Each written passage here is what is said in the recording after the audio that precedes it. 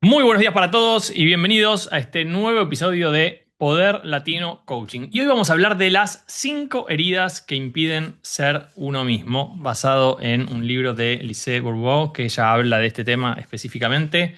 Y básicamente vamos directo al tema. Y quería contarles que hay una versión tuya que ya se sabe quién podría ser, pero no está apareciendo.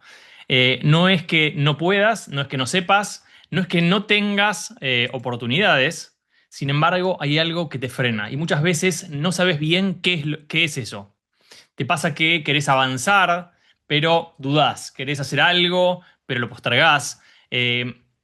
Que sabés lo que tenés que hacer, pero no lo haces, ¿no? Muchas veces en ventas inmobiliarias decimos, sabés que tenés que hacer los llamados todos los días, tus 10 llamadas, pero por alguna razón no lo haces, ¿no? Y eso no es casualidad. Hoy vamos a hablar, mejor dicho, hoy no vamos a hablar de motivación ni de disciplina. Hoy vamos a hablar de algo más profundo, algo que está detrás de todas tus decisiones. Porque muchas de las cosas que te pasan hoy no tienen que ver con el presente, tienen que ver con algo que aprendiste, algo que viviste y que todavía está operando en vos.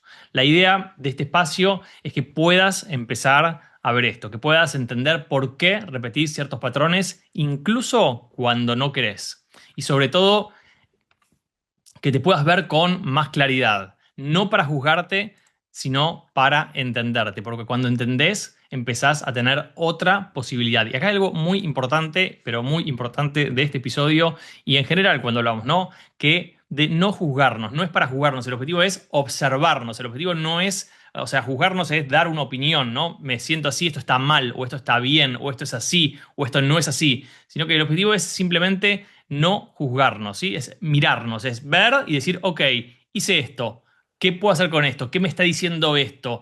¿Qué quiero hacer con esto? O sea, poder tomar elecciones conscientes, ¿no? Porque cuando le ponemos el juicio, lo que nos genera básicamente es que le ponemos un juicio, esto está bien, entonces lo hago, esto está mal, entonces no lo hago, y muchas veces ese juicio lo que genera es que nosotros no podamos avanzar en lo que estamos haciendo porque el juicio es el que nos está trabando, ¿no?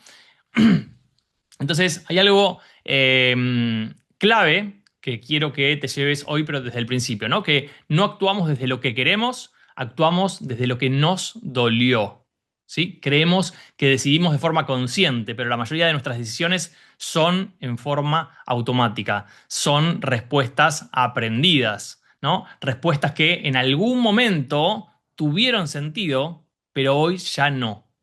En algún momento tuvieron sentido, en algún momento actuábamos de esa forma porque algo estaba pasando en ese momento que era necesario que actuemos de esa forma, que nos estábamos de alguna forma cuidando, defendiendo, ¿sí? Pero eso después lo pusimos en otra época, en otra etapa, ¿no? Y en esa etapa ya eso no tiene sentido, pero como de nuevo estamos actuando en forma automática, entonces lo repetimos de esa misma forma, ¿no? Todos, absolutamente todos, tenemos heridas emocionales. Y esto es algo muy importante también de entender.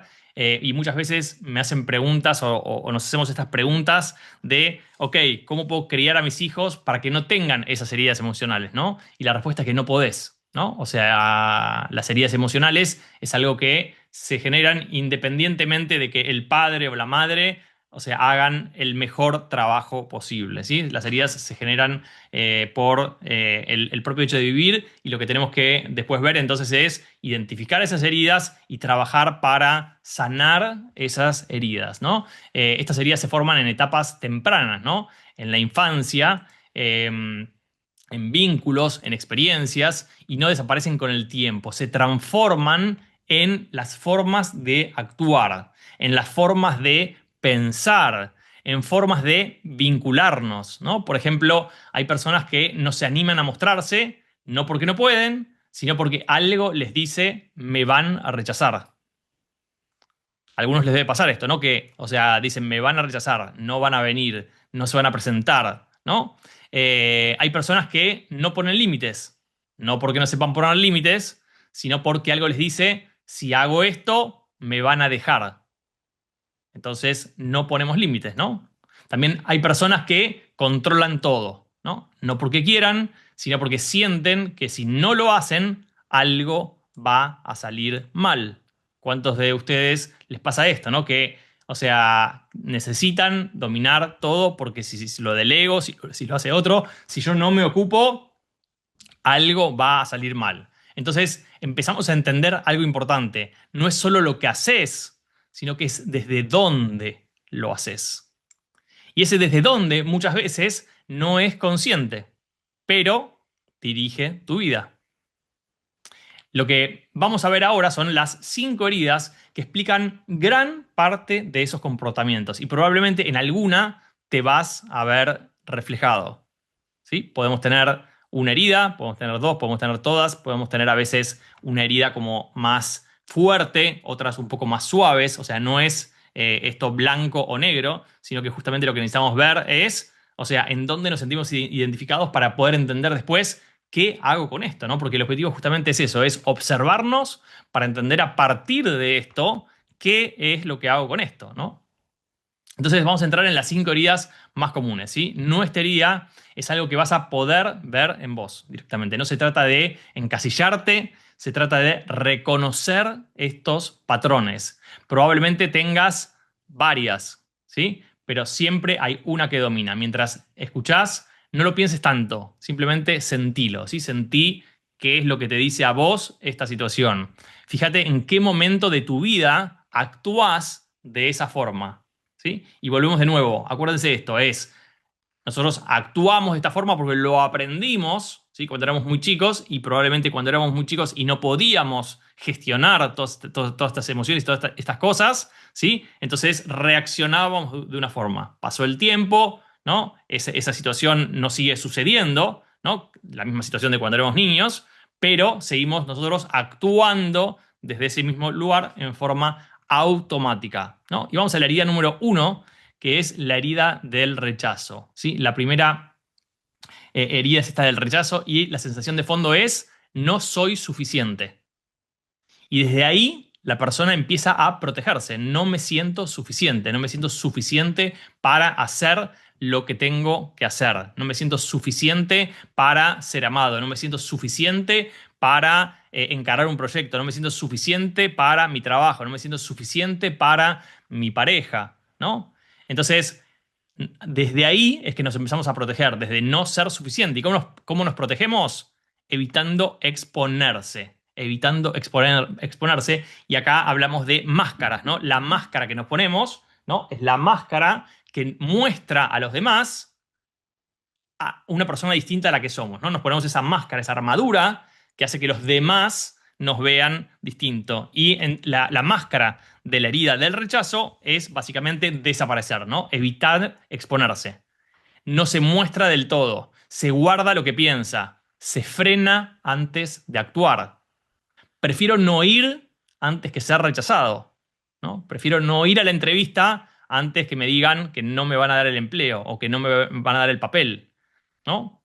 Prefiero no ir a preguntar por qué por ahí me dicen que no. Prefiero no hacer el llamado al cliente porque me va a rechazar, ¿no? Y qué problema es esto en las ventas, ¿no? O sea, ser rechazado, sobre todo si trabajan en el sector inmobiliario, ¿no? Porque si tengo, o sea, si no quiero ser rechazado, imagínense qué tanto puedo estar gestionando mi negocio, ¿no? Entonces, si yo tengo una herida de rechazo, ¿no? Si tengo la herida de rechazo, las ventas son un gran problema para mí, ¿no? Muchas veces parece alguien tranquilo, ¿sí? Pero en realidad se está ocultando. De nuevo, acuérdense, la máscara, ¿no? O sea, una cosa es lo que parecemos y otra cosa es lo que estamos ocultando por detrás, ¿no? No es que no quiere la persona, es que hay algo que le dice me van a rechazar, ¿no? Y entonces no avanza, no inicia, no propone. Y eso básicamente tiene un costo, porque la vida empieza a pasar, ¿no? Y esa persona no termina como de aparecer, ¿no? Son esas personas que muchas veces están en el evento, pero no parece que están, ¿no? O sea, como que uno dice, ¿vino o no vino? ¿Estuvo o no estuvo? ¿No? Es esa gente que está de nuevo, que pasa desapercibida por el mundo, ¿no? ¿Cuántas veces nos pasa esto de que esas personas que de nuevo que tienen como una energía que es como baja, como que no la detectás, no sabes si está o no está, ¿no? Y lo más complejo es que muchas veces no se dan cuenta, ¿no? Creen que es su forma de ser, ¿no? Que, no sé, soy tímido, soy retraído, no me gusta opinar tanto, no me gusta debatir, pero eso no es su forma de ser, sino es solamente su máscara. Pero en realidad, esto es una forma de protección, es una forma aprendida, ¿no? Entonces, quiero que te hagas esta pregunta. ¿En qué áreas de tu vida te estás frenando por miedo a no ser suficiente? ¿Sí? ¿En qué áreas de tu vida esto te frena por pensar que no sos suficiente? Entonces, si pensás que tenés esta herida, bueno, esa herida es la que hay que sanar, porque estas heridas lo que tiene de interesante es que se pueden sanar, ¿no? Pero hay que hacer un proceso justamente para sanar esas heridas, ¿no? La segunda herida, ¿no? Es la herida del abandono, ¿no? La sensación de fondo es, me pueden dejar, ¿no? Me pueden dejar. Hay un miedo muy fuerte a quedarse solo. Y desde ahí la persona empieza a adaptarse, ¿no?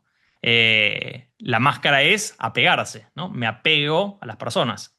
Y muchas veces sobre estas personas, con la herida del abandono, ¿sí? Se producen de nuevo muchos abusos, ¿sí? Muchos abusos a la persona, ¿no? Porque, de nuevo, hay un miedo a quedarse solo, ¿no? La persona se adapta, se sobreadapta, ¿no? Y el que está del otro lado, generalmente la herida pega del otro lado, ¿no? A la contrapartida, ¿no? No es que atraemos lo que somos, ¿no? Entonces, si tenemos, o sea, la herida del abandono, vamos a atraer personas que se relacionan con esas personas que tienen la herida del abandono. Por eso nuestras relaciones son una y otra y otra y otra vez las mismas, ¿no? ¿Por qué elijo, o sea, siempre el mismo tipo de personas? Y la realidad es que en realidad no elijo, sino que atraigo siempre el mismo tipo de personas. Entonces, las personas que tienen la herida del abandono, justamente, se adaptan a todo. Entonces, generalmente, ¿con qué personas están? Con gente que necesitan gente que se les adapte, ¿no? Que no se adaptan ellos. Entonces, ¿cómo se ve eso en la práctica? La herida del abandono, esta máscara, ¿no? Básicamente busca aprobación constantemente. Necesita que el otro esté bien. Le cuesta decir que no. Si sos una persona que le cuesta decir que no, bueno, investiga si esta herida del abandono es parte de que te hace sentido, ¿no? Le cuesta poner límites. Le cuesta mucho poner límites. Y muchas veces, o sea, cuando los quiere poner ya es tarde y ya es una situación crítica, ¿no? Muchas veces prioriza al otro, incluso por encima de sí mismo. Hace cosas que en realidad no quiere hacer, ¿no? Se preguntan, ¿para qué vine a este evento? ¿Para qué acepté esta reunión? ¿Para qué vine de vacaciones a este lugar? ¿Para qué? O sea, ¿para qué? ¿Para qué? Justamente, ¿por qué? Porque estamos mirando a los otros.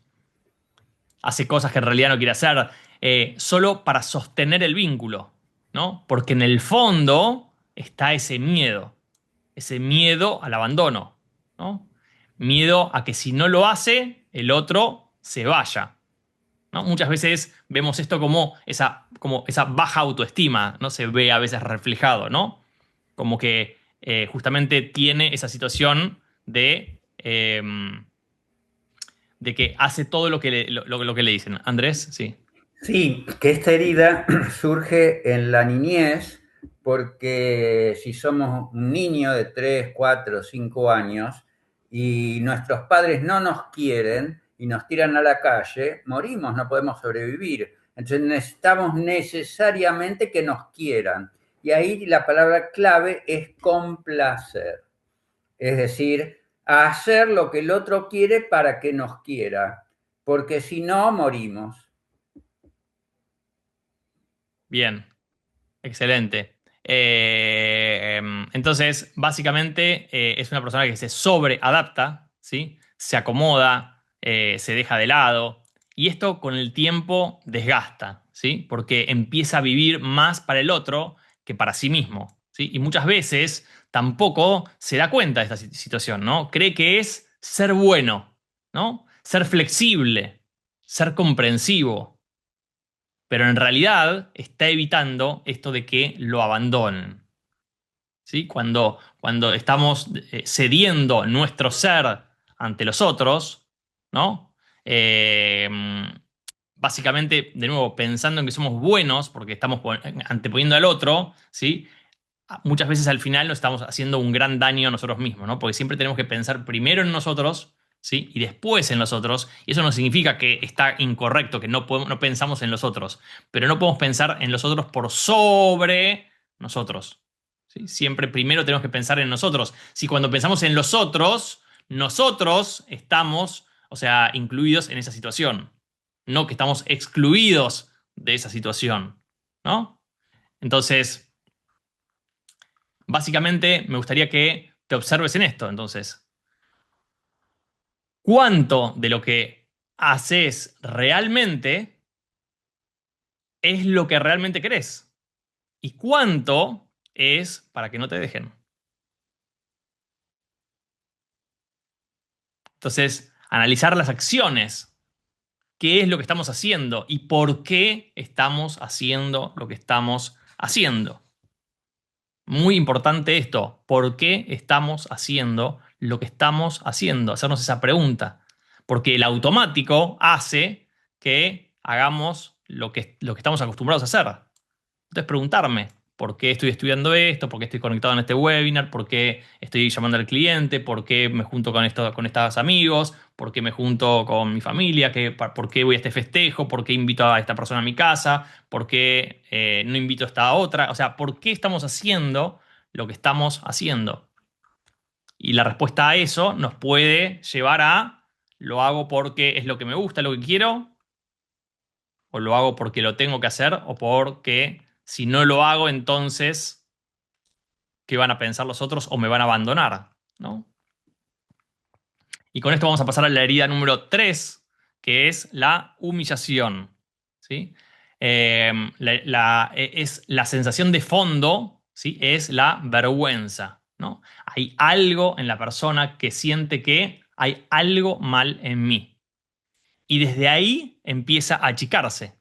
¿Sí? La máscara, ¿no? La máscara que se ponen las personas que tienen la herida de la humillación es reducirse. Y desde ahí, básicamente, empieza a achicarse. ¿Cómo se ve esto? Básicamente, se minimiza, se resta valor, se pone en segundo plano, también le cuesta mostrarse, le cuesta destacarse, incluso cuando tiene la capacidad, ¿no? Son esas personas que muchas veces usan el humor, ¿no? Para taparlo, o se ponen en el lugar de yo no soy tan importante, no pide lo que quiere, no cobra lo que vale, y esta frase, o sea, grábensela, no cobra lo que vale. Son esas personas que, o sea, trabajan gratis, trabajan por muy poquito, no, bueno, ¿qué te voy a cobrar? No te quiero cobrar, ¿no? ¿Por qué? Porque se sienten que no valen lo suficiente, ¿no? No se posiciona tampoco, porque en el fondo siente que no debería hacerlo, ¿no? Que no le corresponde. Entonces se oculta, se baja antes de subir, ¿no? Al escenario, por ejemplo, y eso hace que pierda oportunidades. No porque no pueda, sino porque no se lo permite. Y muchas veces lo normaliza, ¿no?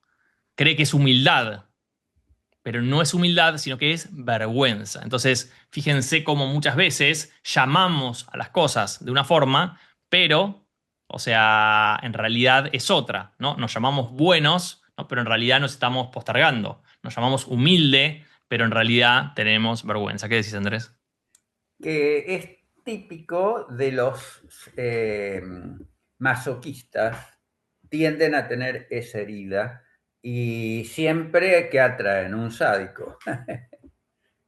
Porque ese es el tema, ¿no? Que con la herida que tenemos, ¿no? De nuevo, atraemos a la contrapartida que nos hace relacionarnos desde esa herida. Nos pone en el formato de relación de esa herida, porque esa herida la tenemos porque entendemos un ecosistema que fue dado en nuestra niñez, y entonces como entendemos ese ecosistema, lo repetimos en el momento presente. Entonces necesitamos a los actores de ese ecosistema para poder activar esa herida, ¿no? Y muchas veces, justamente, la pareja es una de las situaciones bien claras y bien lineales donde justamente nos relacionamos con personas que activan nuestra herida, ¿no? Entonces veo que la persona me hace sentir de esta forma, ¿no? Pero en realidad lo que está pasando no es que la otra persona me hace sentir de esta forma, ¿sí? Sino que yo simplemente me siento de esta forma y esta persona es la que me hace el espejo donde me lo está, o sea, como activando, como mostrando lo que me pasa, ¿no? Entonces quiero que te preguntes esto, que es, ¿qué parte de vos estás escondiendo por miedo a exponerte? ¿Qué parte de vos estás exponiendo por miedo a exponerte? Y vamos a pasar con esto a la herida número 4, ¿no? La herida número 4 es la herida de la traición, ¿no? La sensación de fondo es no puedo confiar. No puedo confiar. Hay una expectativa de que el otro va a fallar. Y desde ahí la persona toma el control, ¿no? Toma el control. Y la máscara es controlar. La máscara de la traición es controlar. Es la persona controladora, la persona que necesita controlar todo lo que pasa. ¿Y cómo se ve esto? Básicamente, quiere tener justamente todo bajo control. Le cuesta delegar, le cuesta confiar en otros, siente que si no lo hace él, no se va a hacer bien, está pendiente de todo, supervisa, revisa, corrige, y eso genera una carga enorme. Esas personas en general tienen la carga, tienen contractura en el cuello, la espalda, se refleja, ¿no? En esa carga que uno tiene arriba, porque básicamente se sobreexige, ¿no? Se sobrecarga, pero al mismo tiempo no suelta, porque en el fondo hay miedo. Miedo justamente a esto, miedo a que lo traicionen, miedo a que no le cumplan, miedo a perder el control. Entonces, prefiere hacerse cargo de todo, aunque eso le cueste energía, tiempo y paz. Y muchas veces lo justifica como, dice, soy así, me gusta hacer las cosas bien. Pero en realidad, lo que está pasando es que está evitando confiar, ¿no? Entonces, me gustaría que observes esto. ¿Qué estás controlando hoy por miedo a que salga mal? ¿Qué estás controlando hoy por miedo a que salga mal? Y esta herida de la traición es mucho más común de lo que pensamos, ¿no? Andrés. Sí, que bueno, obviamente todas estas heridas vienen de la infancia y es porque de alguna manera nuestros padres, bueno, han hecho cosas que nosotros esperamos que no hagan. Eso por un lado. Y el tema del control justamente tiene que ver con el gasto de energía. ¿Por qué? Porque como dicen los, como es Epicteto y compañía, eh, ¿qué depende de mí? ¿Qué no depende de mí? Cuando yo trato de controlar lo que no depende de mí, es un gasto infernal de energía que hacemos que no sirve para nada. Entonces, uno tiene que fluir con lo que son las cosas externas y aceptarlas. Lo que depende de mí, ahí tengo toda la posibilidad de accionar. Excelente. Y con esto nos vamos entonces a la quinta herida, que es la herida de la injusticia, ¿no? Eh, Básicamente, la sensación de fondo es, esto no es justo, ¿sí? Esto no es justo. Y desde ahí aparece una fuerte exigencia. La máscara que tiene esta herida, como nos mostramos, es básicamente endurecerse, ¿no? Endurecerse. Es esa gente que justamente es dura, que es más rígida, que es más, o sea, eso, rígida, ¿no? ¿Y cómo se ve esto? O sea, son personas que son muy exigentes consigo mismas, ¿no? Buscan hacer todo perfecto, les cuesta equivocarse, ¿no? Y este les cuesta equivocarse en los negocios es un gran problema porque justamente cuando nosotros nos cuesta equivocarnos, lo que hacemos es no hacer para no equivocarnos, solo hacemos cuando estamos muy seguros, ¿no?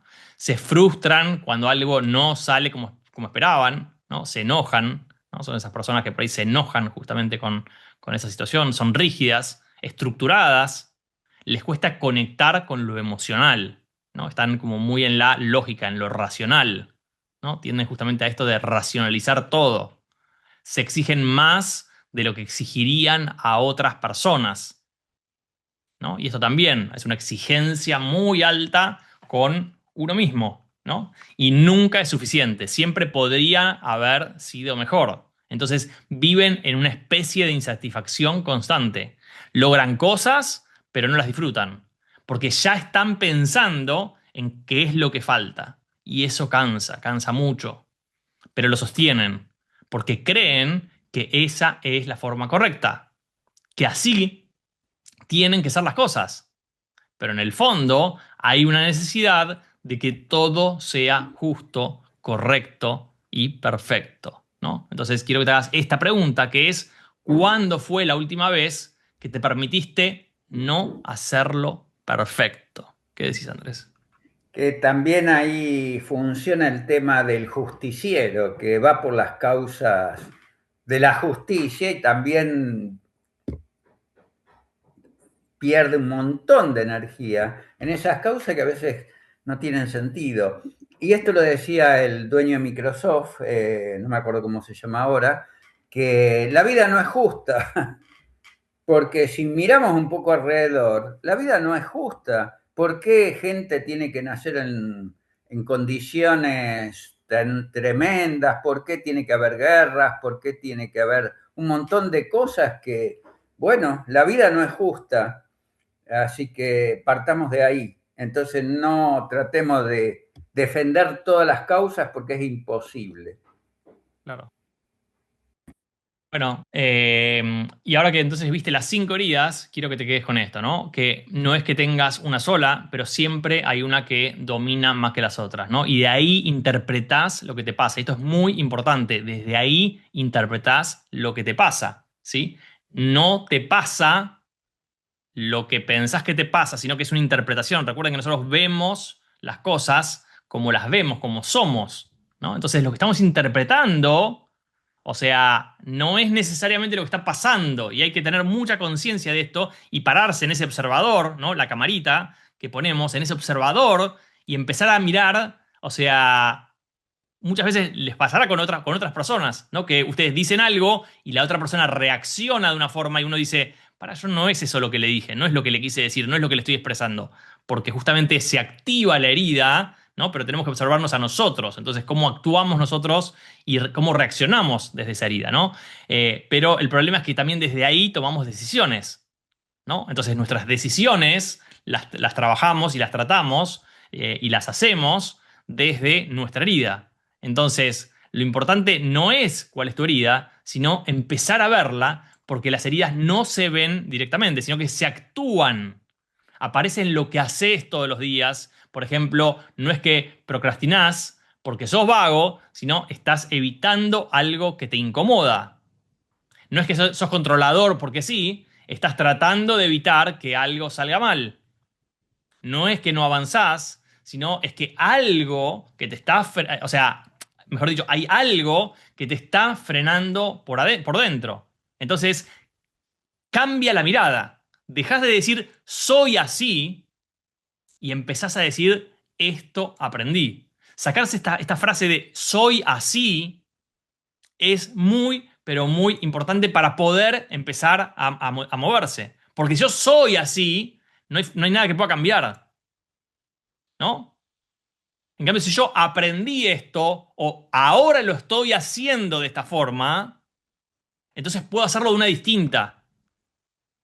Y si lo aprendiste, o sea, también lo puedes desaprender. Ese es el punto. No sos así. Estás reaccionando desde algo que en algún momento tuvo sentido, pero hoy quizás ya no tiene ese sentido, ¿no? Y cuando decimos no tiene ese sentido, significa que por ahí yo vivía en el medio de la selva con los leones, ¿no? Y reaccionaba de una forma porque había leones en ese lugar, ¿no? Pero ahora estoy en la ciudad y ya no están los leones conmigo, pero sigo reaccionando como si viviera rodeado de esos leones, ¿no? ¿Qué decís, Andrés? Sí, que bueno, tal cual. Eso fue muy efectivo en la niñez para superar ese tema, que ni siquiera es de los padres, es cómo venimos nosotros con nuestro carácter, ¿no? Eso por un lado. Y por otro lado, lo que quería marcar es que tiende a haber, siempre, habitualmente, vamos a decirlo así, detrás de la herida de rechazo, la herida de humillación. Es muy habitual. Y detrás de la herida de abandono, la de traición. Es decir, suelen estar escondidas una detrás de la otra. Por eso lo que vos decías, que siempre hay más de una, esto es lo más habitual, que se esconda una detrás de la otra. Bien. Y quiero decirles algo simple, ¿no? El primer paso no es cambiar, sino que es ver, ¿no? Ver cómo estás actuando, ver desde dónde estás tomando las decisiones, ver qué se activa en vos en ciertas situaciones. Porque mientras no lo ves, lo repetís automáticamente, sin darte cuenta. Ahora ya tenés otra información, ahora podés empezar a observarte en tu día a día, en tus conversaciones, en tus decisiones, sin juzgarte. Sin juzgarte, no es ni bueno, ni malo, ni nada, sino que es simplemente es cómo actúo, es cómo aprendí a ser, ¿no? Solo entonces mirando, porque cuando ves, se abre una posibilidad. La posibilidad de elegir algo distinto, la posibilidad de no reaccionar, sino, o sea, mejor dicho, la posibilidad de elegir algo distinto que no sea desde la reacción, ¿sí? Sino desde la conciencia, y ahí empieza el cambio. No cuando haces más, sino cuando entendés mejor. Y a partir de ahí empezás a ser más vos. Entonces, no se trata de eliminar estas heridas, se trata de dejar de vivir desde ellas, ¿no? Desde las heridas. Porque cuando vivís desde una herida, no sos vos. Sos una versión adaptada, una versión que se protege, pero también se limita. Y la pregunta no es si tenés heridas, la pregunta es, ¿vas a seguir reaccionando desde ahí o vas a empezar a mirarlo? Porque el día que lo ves, algo cambia.